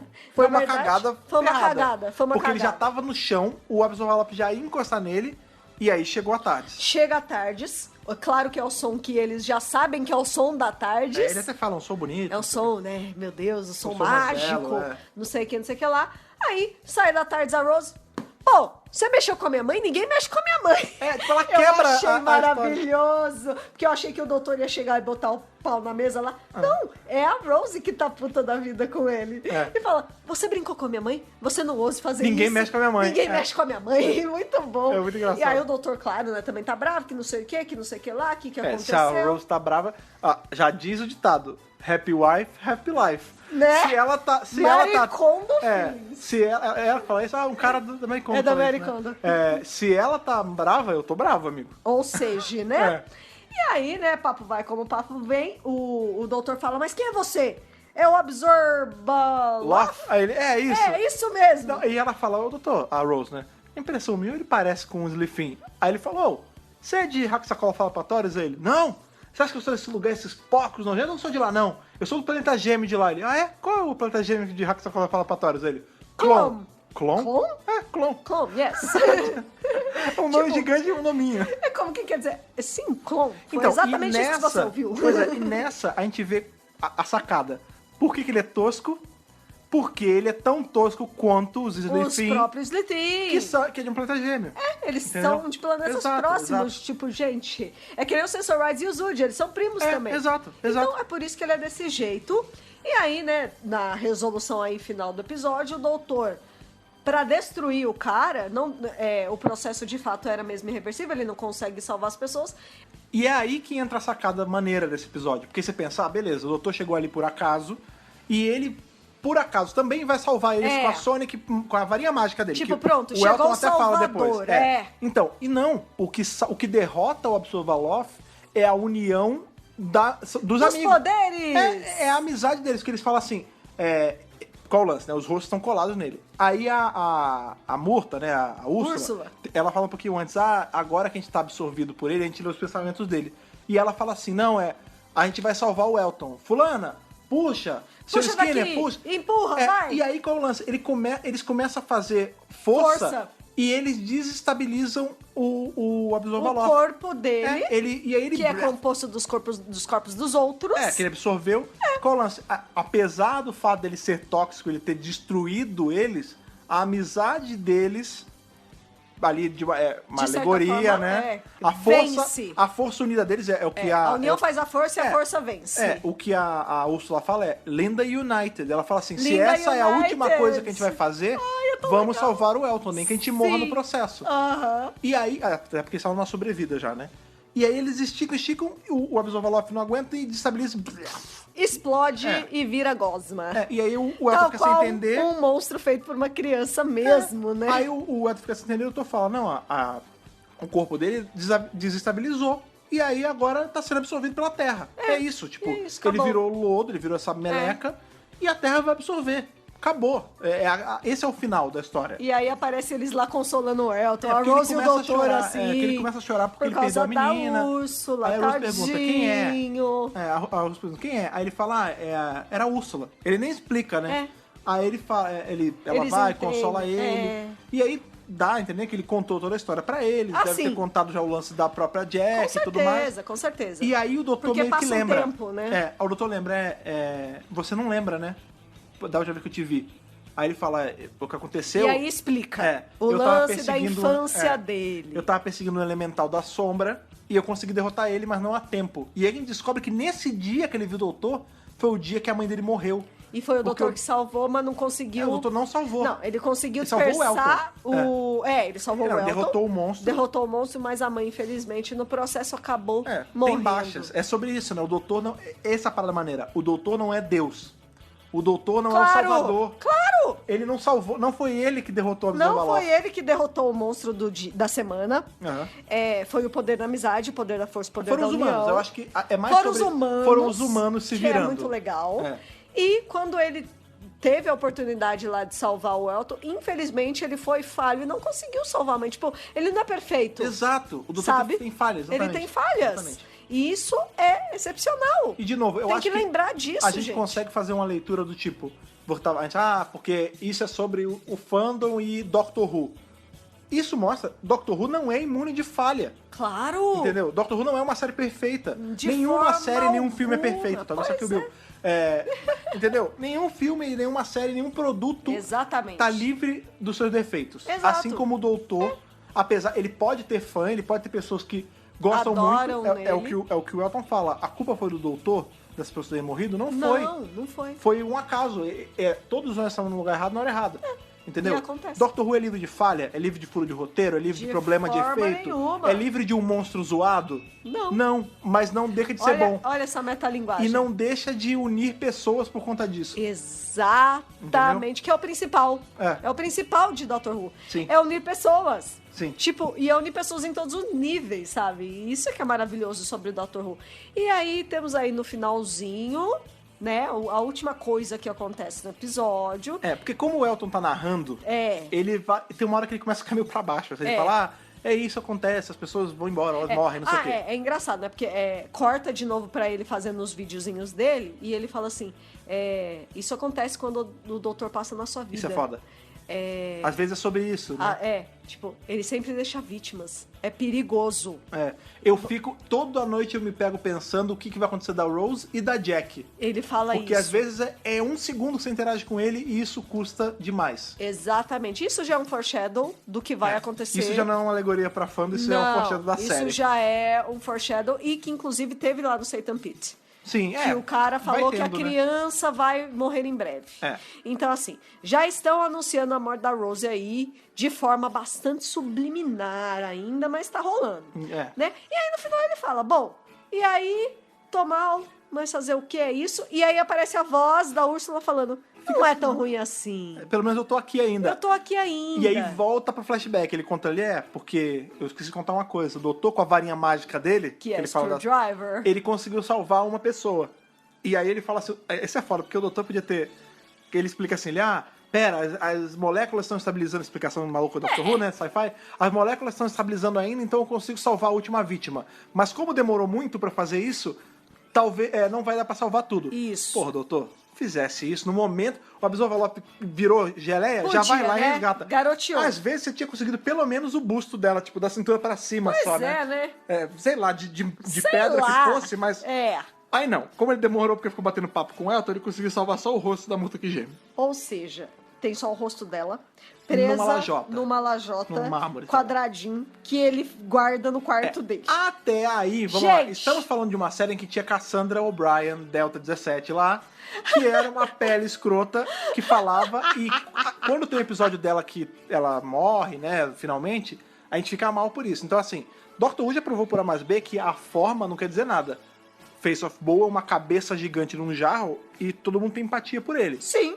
Entendeu? Sim, pois é. E o que acontece? Isso, de novo, isso são as coisas... Isso já não foi a criança que fez, mas são Não foi. São as coisas que a série pensa. De novo, lembra? O doutor não é livre de falha? O doutor não é livre de falha. Não mesmo. Que ele fala assim, ele salvou aqui, aí ele pega, mostra o pedaço de chão ali com a cara dela. Gente, aí ele fala, nós somos assim.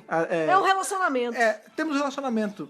E daí que as pessoas falam? É assim mesmo. A gente tem intercourse, né? Ele não sei se ele fala a palavra ele não fala intercourse, ele não fala, mas é assim, ele dá a entender que eles fazem, né? Que eles transam. Ou seja... Só que ele é só um rosto. E aí, se você... E aí, junto mais um, não precisa falar mais... Não precisa falar, mas você sabe como é que rola, né? Então, gente... E ele fala, e tudo bem... É complicado defender. Então, é complicado defender, mas... Não dá. Mas eu vou tentar fazer uma leitura disso. A gente tava falando sobre ser alegoria pro fandom, não sei o quê, né? Sobre como a união, beleza. Sim. E se isso de um jeito muito bizarro, que não deveria ter sido feito, claro, é uma tentativa de falar assim, dane-se que as pessoas são esquisitas, diferentes, ou que a sociedade não aprova que você esteja junto, mas você tá junto mesmo assim. Porque é amor de verdade. Bizarro. Isso, eu vou te falar. A gente tá esticando aqui. Eu tô esticando pra tentar salvar isso, porque assim... E isso aí eu dou a razão total pra quem acha que... Eu não dou razão pra quem fala que esse episódio é uma merda. Por causa disso, não é. Não. Mas eu dou razão pra quem acha isso uma coisa zoada, porque isso realmente é zoadíssimo. Isso eu cortaria do episódio.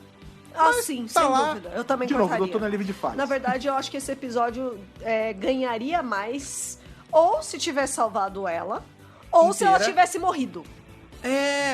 Seu tipo, sacrifício. o meio termo Não. Porque ficou uma resolução bem... ou salvasse de outro jeito, né? Não sei. Porque o roteiro, quando quer, ele traz a pessoa de volta, o roteiro, quando quer, salva a pessoa na nuvem. Tem as pessoas lá que voltam várias vezes aí na série, aparece por 2 temporadas e meia. Quando a série quer, o personagem vira uma poça mágica. Isso. Vidi ali, hoje a gente tá gravando... A Heather e a Bill. A gente tá gravando no dia que estreou The Pilot. Isso. Né, que a gente conhece a Heather, que virou a poça mágica. Bill e Heather. Da vida real para as telinhas. Pois é, exato. Então, quer dizer, né, tá tudo ali. E é isso, gente. E aí acabou, o episódio se encerra. Acabou o episódio. Vem o Next Time do Fear Her. Agora vocês vão saber que é episódio ruim. Vocês acham Love Monster ruim? Vixe! Numa temporada onde tem a porcaria de Idiot Lantern e o próximo que é esse, não lembro o nome, Fear Her. Tá até nervoso. Tô nervoso? Tá nervoso. Não me coloque Love Monster como episódio ruim, meus amigos. Mas toda temporada maravilhosa tem episódio ruim. Sim. Que nem Sleep No More, que tá no meio daquela temporada incrível. Exatamente. Que é a nona, né? Se não me engano, é a nona, né? Eu não sei, nono, décimo. Não interessa, é ruim. É ruim. Eu nem lembro onde ele tá. Nem eu só sei que é do Capaldi. Até porque eu pulo, né? Eu só sei que é do Capaldi. Sim. Mas dane-se onde é. A gente sempre pula. A gente já revisou isso uma vez, eu não quero lembrar desse Graças a Deus já tá feito esse review. Agora, mas eu vou te falar. De novo. O Dr. Who não é livre de falhas. O Doutor não é livre de falhas. Gente, isso. Pois é. E acabamos aí mais um episódio, mas não acabamos esse podcast porque tá cheio de curiosidade sobre esse episódio que é maravilhoso. Por favor, vai lá. Então vamos lá. Love and Monsters faz parte da 2ª temporada de Doctor Who. Sim, óbvio. E a 2ª temporada de Doctor Who foi uma bagunça na hora de alinhar qual episódio ia entrar em qual ordem. A gente já falou disso no Sei Tanto Sim. E assim, tipo, sério, eu não sei o que o Dave estava na cabeça. É agenda, gente. Que cada episódio mudou de lugar um monte de vezes. E no fim das contas, Love and Monsters acabou sendo o último episódio a ser produzido e o único episódio do bloco 6. Peraí, mas não era o... Você não falou que o Satan Pitch ia ser do último que a Billy participou? Que a Billy participou. Mas ela participou desse. Não, então. Mas esse tá no último bloco. Então, esse foi o último. Então, eu acho que ela gravou isso aí antes. E o resto das cenas... entendi. É verdade. As cenas do Doutor e da Rose foram gravadas em outros dias. Mas a história da Linda... Entendi. E todo o resto... Porque o que aconteceu? Entendi. A produção precisava fazer... em vez de 13 episódios, 14 episódios por causa do especial de Natal.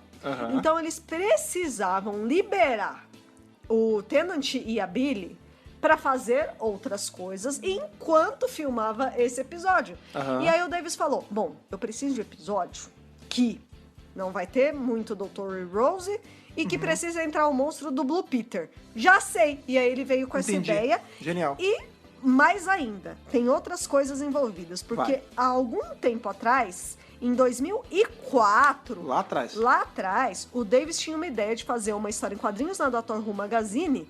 E aí, qual era a história? Uma garota é afetada pelos acontecimentos em volta do doutor e ela fica stalkeando ele. E o nome, bem próximo. E o nome dessa HQ seria, atenção, I Love the Doctor. Olha aí. Sabe o que ia ser muito legal se o nome da personagem fosse Linda? Pois é. Se duvidar, era. Não sei. Não fala, né? Nas minhas fontes não fala. É que nunca foi produzido, né? Só que no fim ele nunca desenhou essa HQ. Desenhou, no caso, escreveu, nunca escreveu. Vários quadrinistas já estavam cotados, mas ele nunca fez. E aí ele falou, demorou. Vou fazer o seguinte, essa temporada já tá cheia de mulheres fortes. Vou transformar em um cara e vou aproveitar essa ideia. Tá tudo interligado. Não precisa ter o doutor, porque é o ponto de vista do cara. Eu soco o cara do Blue Peter. Eu soco o monstro do Blue Peter e tá tudo resolvido e deu muito certo, na verdade. Ele divide opiniões, mas deu muito certo. Mas deu certo. Vamos lá. O Blue Peter é um programa infantil da BBC antigo. Que perde episódio. Que perde episódios da série. E já tinha tido uma competição do Blue Peter com o Doctor Who. Olha só. E o ano é 1967. Londres, 1967. E, na época, o doutor era o Troughton. Sim, maravilhoso. Patrick Troughton. E rolou uma competição, as crianças mandaram os desenhos, só que o monstro não entrou na série. Foi só uma competição pra aparecer no Blue Peter e ter exposição do Troughton também. E aí, o Davis achou legal e falou, vamos repetir a dose. Vamos fazer mais um concurso? Vamos. 43 mil desenhos. Nossa, cara. Eu mandaria. 43 mil crianças na Grã-Bretanha mandaram seus desenhos pro Blue Peter. Cara, que maneiro. Quem fez a seleção... A curadoria da seleção foi o Davis e o Tennant. Eles devem ter pego, assim, não todos esses 43 mil. Teve uma triagem, e aí ele chegou 100 pra eles. E tem até o videozinho do Tennant anunciando no Blue Peter quem tinha ganho. Que maneiro, vamos botar no post. Sim, que foi o menino William Grantham. Sim, que hoje já é um jovem adulto, né? Olha, gente, ele, pelos meus cálculos aí, ele tem 21, 22 anos de idade. Um jovem adulto, E é muito legal porque a gente encontra entrevistas com esse garoto e ele fala que, na verdade, assim, claro que ele ficou super feliz por ter sido escolhido e tal, mas assim, a motivação dele era ganhar um Dalek de controle remoto, esse era o prêmio? Que era o prêmio da promoção. Peraí. Não. Um Dalek tamanho real? Tipo, eu não sei. Eu não sei. Porque se era por um, esse é o cara mais feliz da planeta. Não sei. E, claro, participar lá das filmagens, conhecer os atores e tudo mais. Só que quando ele viu... com certeza. Pra criar o Absorvaloff? Né? Só que aí, quando ele assistiu o episódio, ele ficou um cadinho decepcionado. Por quê? Vergonha, né? Não. Porque o monstro que ele desenhou num papel, né? Normal. Sim. Um A4. Na cabeça dele, esse monstro ia ter 6 metros de altura. Power Ranger mesmo. Ia ser do tamanho do King Kong. Ele não teria falas nenhuma. Ele seria um monstro tipo... Kaiju. Ele fez um Kaiju. E na verdade ele queria que ele fosse meio que um shapeshifter, como um líquido fluido mudando de forma. Caralho, esse moleque fez o monstro do Enigma do Outro Mundo. Exatamente. Ele criou um Kaiju misturado com o bicho do Enigma do Outro Mundo. É o Kaiju mais The Thing. Caralho, que maneiro. E aí, quando ele viu que, tipo, Oh. A escala foi bem menor. Foi, mas maneiro, hein? Ele ficou... Imagina, um shapeshifter gigante. Ia ser muito legal, né? Ele falou que ficou um pouquinho decepcionado, mas tudo bem. Ele tava com o Dark E de novo, o último episódio a ser gravado já não tem mais orçamento pra CGI. É. Você vê que é tudo efeito prático. Depois do capeta... Não tem CGI nesse episódio. É. Porque é tudo efeito prático mesmo. É verdade. Então, tem um CGI ou outro, né? Na hora da... Não, mas ó... É bem pouquinho. Absorbe Balof. Obrigada. Ele não é CGI. E Balof junto. E os rostos também, é tudo efeito prático. Tem um pouquinho de CGI então, tem CGI quando tá perto deles e eles estão falando, eu acho. Só. Quando tá de longe, são só caras parados. Né? Então, assim... o orçamento é baixo, o menino William. Infelizmente, não ia. O seu Kaiju vai ficar pra próxima. Talvez fique pra próxima, na é verdade. Muito bem, falando sobre o Victor Kennedy... O Kaiju foi o capeta. O capeta foi bem Kaiju. Né? Com certeza. O Victor Kennedy foi interpretado pelo ator Peter Kay. Uhum. E esse ator, ele é famoso, ele é britânico, ele é comediante. E, na verdade, o Davis queria ele pra ser o Elton. Mas aí quando ele leu o roteiro, ele falou, não quero ser o Elton, eu quero ser o Victor. Que maneiro. Ele é muito mais legal. E aí ele fez vários ensaios, ele foi na casa do Davis, eles criaram o personagem juntos. Que maneiro. Ele super se envolveu na produção. Esse é um ator, eu gosto, assim, né, a gente tem a atuação, monstro dele e tal, mas ele, humano, eu achei maneiro, cara. É um ator, eu não vi muitas coisas dele não, tá? Ele só é um rosto familiar mesmo. Também. Daria um bom doutor, hein? Precisamos de um doutor gordo em Doctor Who. E ele é bom, ele é um bom ator. É um bom ator. Outras coisas que tinham no roteiro original ali do Davis, das ideias originais, que acabaram não entrando. O Davis queria que a vida do Elton fosse afetada por vários eventos de Doctor Who, incluindo da série clássica. Isso é maneiro. Então, por exemplo, a mãe dele, na verdade, teria morrido nos eventos de Terror of the Altons, de 71. Ah, que maneiro. Tipo, muito lá atrás. Terceiro doutor. Que maneiro. E ela morreria por uma planta de plástico que tomou vida por causa das almas. Porra, lembra? Não, nesse episódio é que a gente tem as flores que o mestre dá, que mata as pessoas. Então, ela teria morrido por uma dessas flores Maneiríssimo. aí. Outra coisa que teria acontecido que o aniversário de 3 anos dele teria sido cancelado por causa dos eventos de Remembrance of the Daleks. Eu falei do Countermeasures. Exatamente. Remembrance, um dos melhores episódios de Dalek da história. E ele também teria visto o monstro da lagoa, do Lago Ness saindo do Tamisa. Ah, sim. Isso também é tudo série clássica. E assim, eles acabaram não conseguindo incorporar. Por isso que eles pegaram os episódios da primeira temporada. Mas as ideias originais do Davis, claro, né? Mas ele poderia ter citado, né? Podia. Por exemplo, foi o Elemental da Sombra. Podia ter falado, podia ter mostrado. Cara, isso ia ser muito maneiro. Olha o potencial. Olha que legal. Vamos lá, refazendo a cena. O Elton desce as escadas. Até que talvez não fosse bater a idade. Então mas tudo é bem. Que eu tô pensando. Não interessa. Vamos suspender isso. Vamos lá. O Elton desce as escadas e ele vê de costa um homem de cabelo branco e com um negócio xadrez. Nossa! O terceiro doutor. Não terceiro precisava doutor. ser, óbvio, não precisava ser o John Porter, porque é ser parecido. Sim. Mas aí ele, nas pesquisas, saberia que é o mesmo homem. É porque teria que ser o Tennant pra dar imagem. Mas viaja no tempo. O doutor tava lá também. Sei lá, cara. Pois é. O 10º tava lá também. Eu acho que se ele tivesse tempo de elaborar melhor...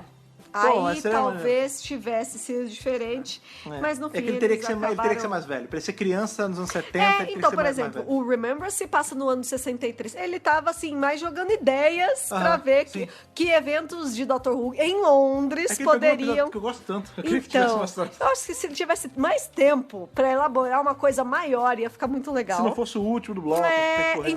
Tem isso também. Essa produção da segunda temporada ficou muito cheia de coisa e acabou que, não deu pra dar tanta atenção, mas apesar disso ficou um ótimo episódio de qualquer forma. Sim, sem dúvida. Outra coisa, que é legal de mencionar é que lá em Journey's End, que o Davros fala assim pro doutor, quantos morreram em seu nome? O doutor lembra da Úrsula, apesar dela não ter morrido, ela ficou... Sobrevida. Dano permanente, Sim. Como disse nosso bom amigo Dobby. Também Harry Potter. Você para pensar, né? Nossa. Ali é o Barty Crouch Jr. salvando a murta que geme. Exatamente.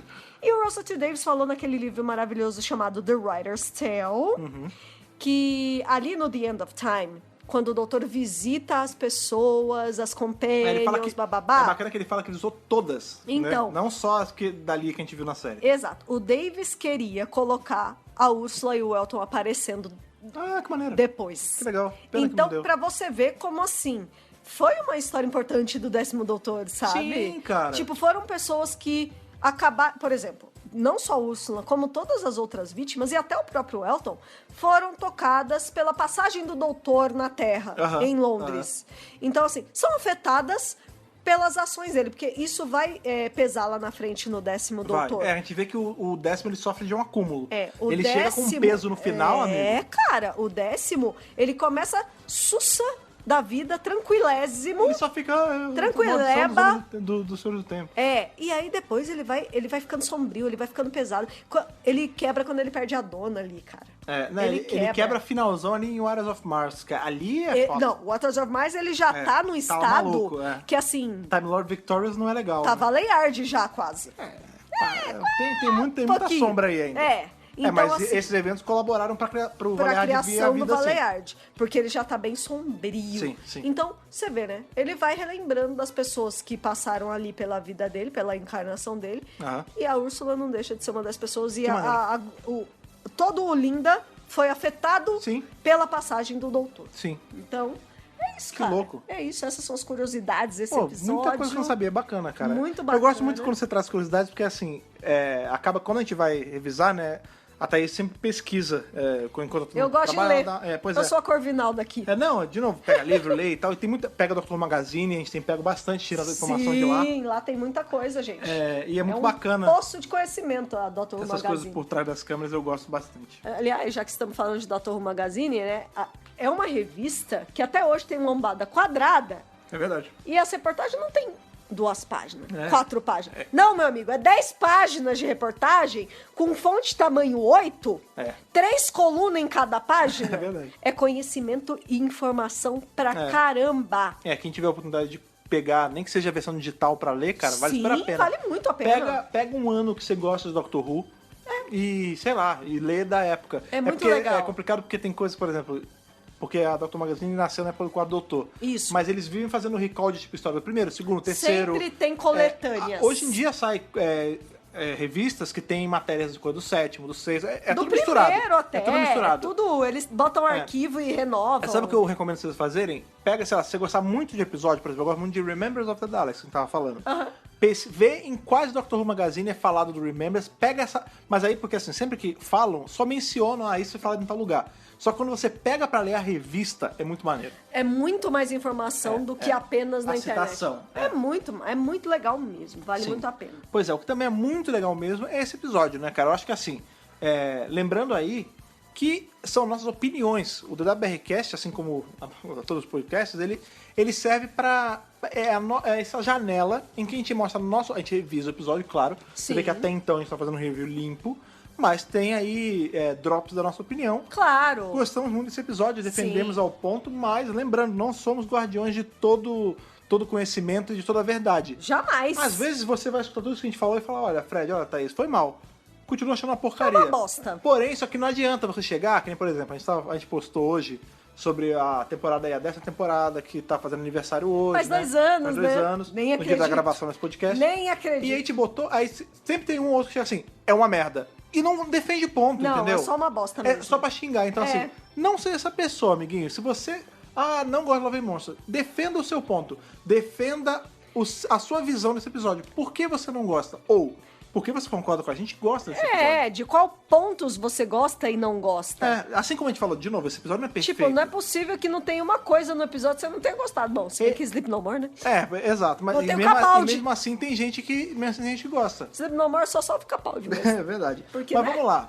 Já falamos, rasgamos bastante cedo pra esse episódio, defendemos o que é bom e o que é ruim. Sim. Dê sua nota de Hartnell Whittaker para Love and Monsters aí. Love and Monsters vai ganhar a nota de Matt Smith e eu vou explicar por que ele perdeu 2 pontos. Absolvaloff e o primeiro... Não, pera. Exatamente. O primeiro ponto não é o Absolvaloff. Olha aí. Mas é a língua do Absolvaloff. Porque Entendi. é muito nojento. É a linguinha. Eu não ligo, sabe? Mas é o personagem. De várias coisas. O Jabba fazer isso aí. Não, eu sei, mas de novo. Beleza, ele absorve as pessoas, é nojento, é um monstro criado por uma criança. Mas aquela língua, né? Tá. E a menina na bunda também. Menina na bunda. Não, a língua e a menina na bunda não dá. A menina na bunda e é eu vou foda. tirar mais um ponto também por causa da murta que geme na lajota. A Úrsula. A murta na lajota.